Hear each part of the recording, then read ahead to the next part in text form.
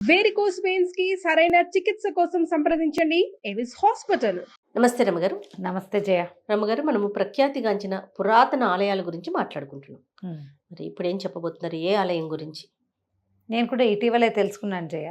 అద్భుతమైన శివాలయం. అద్భుతం అంటే మామూలు అద్భుతం కాదు, 5-6 పరమాద్భుతాలు కలిసిన ఆలయం అనుకో. మరి అది పెద్దగా ఉందో ప్రఖ్యాతంగా ఉందో చుట్టుపక్కల ప్రాంతాల వాళ్ళంతా వెళ్తున్నారా లేదో నాకు తెలీదు, కానీ చాలా చెప్పాలనిపించేంత అద్భుతమైన విషయం ఉంది అందులో. మనం పంచారామాలని జ్యోతిర్లింగాలని ఎక్కడో ఏమిటో అని ఎక్కడెక్కడెక్కడెక్కడికో పరిగెడతాం. మనం ఏమిటో చుట్టుపక్కల దేవాలయాలు చూడం చేయ. కరెక్ట్ రమ్మగారు, ఎక్కడికో ఆలోచిస్తాం కదా, అలాగే అనిపించింది. అవునవును అవును. గుంటూరు జిల్లా దేవాలయాల గురించి పిఎస్ఎం లక్ష్మి గారు రాసిన పుస్తకంలో ఒక అద్భుతమైన దేవాలయం ఉంది. ఒకటే ఉంది, అన్ని అద్భుతాలే ఉన్నాయి. ఇది నాకు మరి చాలా బాగా నచ్చింది. 6-7 సార్లు 6-7 చెప్పినా సాటిస్ఫై కాలే, నేను ఇంకా చెప్పాలనిపిస్తుంది. అంత బాగుంది గుడి. ఈ దేవాలయ చరిత్ర విచిత్రంగా అనిపిస్తుంది మనకి. గుంటూరు జిల్లా సత్తెనపల్లి ఉంది. సత్తెనపల్లి నుంచి వాళ్ళు ఆ రోజుల్లో ఆవిడ వెళ్ళినప్పుడు 2 గంటలు 7 సీటర్ ఆటోలో ప్రయాణం చేశారట. అంత ఉండదు, గంట ప్రయాణం అయి ఉంటుంది. చేజర్లలో కపోతేశ్వర స్వామి ఆలయం. అయితే బౌద్ధ జాతక గాథల్లో ఈ దేవాలయ ప్రాంతానికి సంబంధించి ఒక కథ ఉందిట. మనకు కూడా తెలుసు, మహాభారతంలో భాగవతంలో శిబి చక్రవర్తి కథ మనం విన్నాం. అవును, అందరికీ తెలుసు. శిబి చక్రవర్తి గాథ మనకు ఏం తెలుసు? డేగా పావురము రూపంలో 2 దేవతలు వచ్చి ఈయన్ని పరీక్షించారు. శిబి మాంసాన్ని కోసిచ్చాడు. అయితే ఇక్కడ ఇంకొంచెం డిఫరెంట్గా కనపడుతుంది. పూర్వం ఈనాటి కాలము మాంధాత అనే చక్రవర్తి, ఆయనకి 3 కుమారులు, మేఘదంబరుడు, జీమూతవాహనుడు, శిబి, వీళ్ళు 3.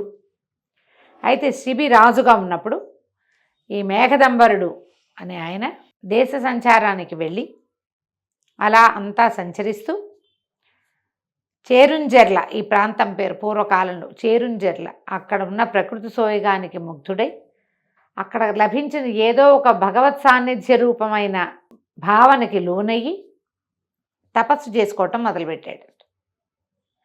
ఆయన తపస్సులోనే ప్రాణాలు వదిలిపెట్టారు. ప్రాణం వదిలిన తర్వాత ఆయనకి అగ్ని సంస్కారం చేస్తే చితాభస్మంలోంచి ఒక లింగం వచ్చిందట. లింగంగా మారిపోయాడు ఆయన. వీళ్ళు ఆయన మేఘదంబరుడు తపస్సు చేసుకుంటున్న గుహలోనే ఈ శివలింగాన్ని ఉంచి పూజ చేసేవారట. అందరూ చుట్టుపక్కల ఋషులు మునులు ఎంతమందో ఉండేవారట అక్కడ. అయితే ఏమైందట, జీమూత వాహనుడు, ఈ కథ అంతా రాజధానికి చేరింది. జీమూత వాహనుడు తను కూడా వచ్చి అతను కూడా ఇక్కడ ఉన్న దైవ సాన్నిధ్యపు అనుభూతికి లోనయ్యి ఆయన తపస్సు చేసుకుని ఆయన కూడా మరణించాడు. అయితే ఆయనకి అగ్ని సంస్కారం చేస్తే ఇంకొక లింగం ప్రత్యక్షమైంది. చితాభస్మంలోంచి లింగం వచ్చిందట. ఆ లింగాన్ని ఈ లింగాన్ని పక్కపక్కన పెట్టి పూజలు జరిపేవాళ్ళు. రాజుగారికి విషయం తెలిసింది. శిబి రాజుగా ఉన్నాడు, చక్రవర్తిగా. శిబి ఏం చేశాడట, భార్యా సమేతుడుగా వచ్చి ఇదంతా చూడబుద్ధయ్యి అంతా చూసి తన తమ్ముళ్ళిద్దరూ ఈ చితాభస్మంగా మారి ఆ తర్వాత శివలింగాలుగా మారిపోయి తపస్సు చేసుకున్న స్థలాలు చూడాలని భావించి వచ్చి వాళ్ళిద్దరినీ చూశాడు. ఆయన కూడా తను కూడా ఇలా తపస్సిద్ధిని పొందాలని అనిపించింది. సిద్ధి పొందారు వాళ్ళు. ఈయన తపస్సు ఏదో చేసేవాడు. ఇక్కడ యజ్ఞాలు చేయటం మొదలుపెట్టాడట. 99 యజ్ఞాలు చేసేసరికి దేవేంద్రుడికి ఇతను ఇన్ని యజ్ఞాలు చేస్తున్నాడు, ఏం చేయబోతాడో, 100వ యజ్ఞం పూర్తి చేస్తే దేవేంద్ర పదవి వస్తుంది అని భయపడి బ్రహ్మ విష్ణు మహేశ్వరుల శరణు వచ్చాడు. అప్పుడు బ్రహ్మ విష్ణు మహేశ్వరులు 3 భూలోకానికి ఉంచి ఇతనిని పరీక్ష చేయాలనుకున్నారు. ఎక్కడైతే కంటితోటి క్రీగంటితో చూశారో అది కండ్లకుంట. తర్వాత ఏం చేశారు, రూపాలు మార్చుకున్నారు. బ్రహ్మదేవుడు బాణంగా, శివుడు కిరాతుడుగా, మహావిష్ణువు పావురంగా రూపాలు మార్చుకున్నారు. మార్చుకున్న ప్రదేశాన్ని రూపెన గుంటట, ఇప్పటికీ ఉన్నాయి ఆ ప్రదేశాలు. ఎక్కడైతే ఈ కిరాతుడు ఒక బాణం వేసి పావురాయిని కొట్టాడు. ఒక కిరాతుడు స్వరూపంలో ఉన్నది మహేశ్వరుడు, పావురాయి రూపంలో ఉన్నది మహావిష్ణువు. ఇది కొట్టేసరికల్లా ఈ పావురాయి ఒక చోట పడింది, ఆ బాణం తగిలి. ఈ బాణం తగిలి పావురాయి పడింది కుంకిళ్ళ గుంట అనే ప్రదేశంలో పడింది. దాన్ని ఇప్పుడు కుంకల గుంట అంటున్నారు. ఆ కుంకిళ్ళ గుంట ఎక్కడుంది? ఈ మన చేజర్లకి దగ్గరలో ఉంది. ఎక్కడైతే ఈ చేరుంజర్ల ఉందో ఈయన యజ్ఞం చేస్తున్నాడో దానికి దగ్గర. బాణం గుచ్చుకుని గాయపడినటువంటి పావురాయి ఎగరలేక ఎగురుతూ వచ్చి శిబిని శరణుజొచ్చింది. ఓ. ఆ బాణం ఎవరు? బ్రహ్మదేవుడు. దాని వెనకాలే కిరాతుడు వచ్చేసాడు. ఈయన ఆ పావురాయి అడిగింది నా ప్రాణాలు రక్షించమని. శిబి పావురాయి ప్రాణాన్ని రక్షిస్తానని అభయం ఇచ్చాడు. వెనకాల వచ్చిన కిరాతుడు దాని ఎత్తు మాంసం ఇచ్చి తీసుకో, నువ్వు లెక్కే కదా, అంతేగా కదా, తల్లి బిడ్డ న్యాయంగా పోవాలి, అది నా ఆహారం, నేను కొట్టాను, నీకు నువ్వు శరణిచ్చి వచ్చింది, నువ్వు దానికి అభయం ఇచ్చావు, నేను ఒప్పుకుంటా. ఆ మాత్రం మాంసం ఉంటుందా పావురాయిలో? ఆ మాత్రం ఇచ్చి పుచ్చుకో అనేసరికి ఈయన ఏం చేశాడు? సరే మాంసం దానికి ఎత్తుకెత్తు ఎలా కుదురుతుంది, ఒక త్రాసు తెప్పించి నీ సొంత మాంసం ఇవ్వమని అడిగాడు. తొడలో ఇంచి ఒక ముక్క కోసి అందులో పెట్టాడు. పావురాయి ఎంత ఉంటుంది? దాని ప్రాణం అనగా ఎంత? ఎప్పటికీ తూగదే. కాళ్ళు కోసి పెట్టాడు, చేతులు కోసి పెట్టాడు, భార్య బిడ్డతో సహా కూర్చుంటానన్నాడు. అందులో భార్య కుమారుడు ఉన్నారు. కుమారుడికి రాజ్యం చెప్పి నా తల నరికి ఇందులో పెట్టండి. పావురాయి ప్రాణాల కంటే ఇంకోటి ఎక్కువ. నేను ఇచ్చిన అభయమే, పావురాయి ప్రాణం కాదు ముఖ్యం అక్కడ. నేను అభయదానం చేశాను. యజ్ఞం చేస్తూ నేను ఒకడికి అభయదానం చేస్తే నిలబెట్టుకోవద్దు? మరి చేసిన దానాన్ని వెనక్కి తీసుకున్నవాడు వాడికి పంచమహాపాతకాలు చుట్టుకుంటాయి. అసిపత్రవనంలో వెళ్ళాలి, నరకంలోకి వెళ్తే. ఇన్ని చేసిన యజ్ఞాలు పోతాయి. ఈ ఒక్క పావురాయికి చేసిన అభయదానం వెనక్కి తీసుకుంటే కుదరదు. తల నరికి పెట్టించట్. ఆ తల నరికి పెట్టంగానే పెద్దగా ఆకాశంలో నుంచి ఉరుములు మెరుపులతోటి పువ్వుల వాన కురిసిందట. కపోతమేమో మామూలు కపోతం అయితే ఆయన కొనగలిగేవాడు. ఆయన తొడ మహాబలశాలి శిబి, ఎంత మనిషో. ఆయన తొడలోంచి ఓ ముక్క తీస్తే పావురాయుడు 5-6 పావురాలు దూతాయి దానికి, ఒక పావురాయి కాదు. తూగలేకపోయాడంటే విష్ణుమాయ. అక్కడ ఉన్నది ఎవరు? మహావిష్ణువు అవటంతో అవలేదు. ఈ పెద్ద దేవదుందుబులు మోగి పువ్వుల వర్షం కురిసింది. బ్రహ్మ విష్ణు మహేశ్వరులు ముగ్గురు ప్రత్యక్షమయ్యారు. శిబిని జీవింపచేస్తామన్నారు, అమృత వర్షం కురిపించి.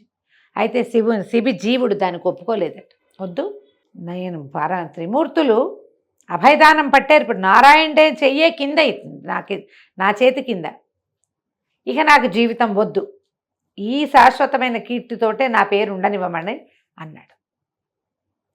అంటే ఆయనకి సాయుజ్య ముక్తి లభించింది. ఇక్కడ ఉన్న వాళ్ళందరికీ కైవల్యాన్ని ప్రసాదించండి, ఇది చూసిన వాళ్ళందరికీ అంటే అందరికీ కైవల్యం లభించింది. ఈ చేతులు కాళ్ళు తల లేని శిబి మొండాన్ని ఆకాశం నుంచి తెచ్చినటువంటి వియద్గంగా తోయంతో అభిషేకం చేశారట. అదొక శివలింగంగా మారిపోయింది. ఇప్పుడు మనం అక్కడ చూస్తాం ఆ శివలింగాన్ని. కాళ్ళు చేతులు తల లేని శిబి మొండెమే ఇక్కడ లింగంగా పూజలు అందుకుంటోంది. ఒక చతురస్రాకార పీఠం మీద ప్రతిష్ఠ చేయబడి ఉంది. అది ఎట్లా ఉంటుందంటే అంత గుంటలు గుంటలుగా ఉంటుంది. ఆ శిబి మాంసం తీసి పెడుతున్నప్పుడు తగిలిన దెబ్బలు అవే అని చెప్తారట.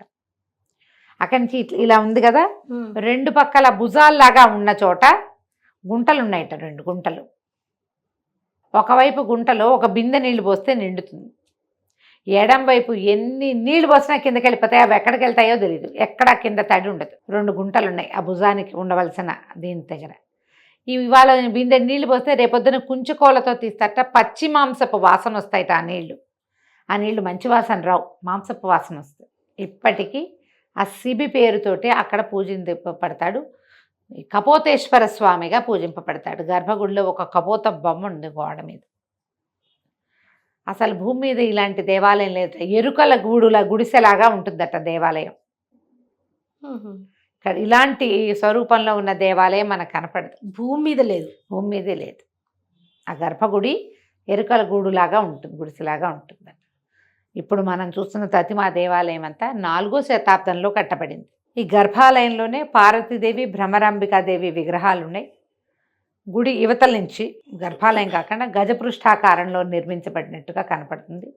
4వ శతాబ్దం తర్వాత ఇక అట్లా అట్లా అట్లా అట్లా మారుతూ చేతులు మారుతూ ఉంటాయి కదా, రాజ్యాలు అటు ఇటు కదిలి. సో మనకి విశేషంగా కనపడుతుంది. ప్రఖ్యాతమైన పురాణ గాథని ఆధారం చేసుకొని నిర్మించబడింది ఈ ఆలయం. సత్తెనపల్లి వెళ్ళే అవకాశం లభిస్తే తప్పకుండా ఇది చూడండి. తప్పకుండా అండి.